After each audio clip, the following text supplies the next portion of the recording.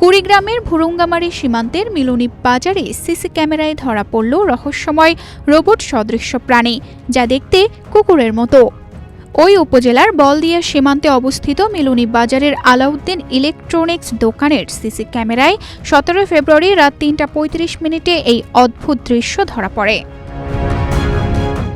স্থানীয়রা প্রথমে এটিকে কোনো অদ্ভুত প্রাণী হিসেবে ভেবেছিল, কিন্তু পর্যালোচনার পর ধারণা করা হচ্ছে এটি হতে পারে ভারতীয় সেনাবাহিনীর ডগ স্কোয়াডের রোবট কুকুর।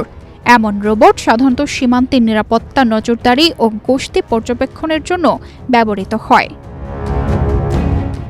সিসি ফুটেজে দেখা গেছে রোবট সদৃশ্য এই যন্ত্রটি কুকুরের মতো 4 পায়ে চলতে সক্ষম এবং দুই বেলা খাবি ফ্যান্টাস্টিক নিমক হালাল সল্টেড বিস্কুট চারপাশের পরিবেশকে লক্ষ্য করছে।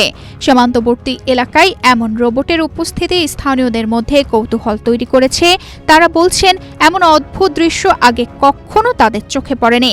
তাদের ধারণা, সীমান্তে নিরাপত্তা বাড়ানোর জন্য এমন প্রযুক্তি ব্যবহার করা হতে পারে।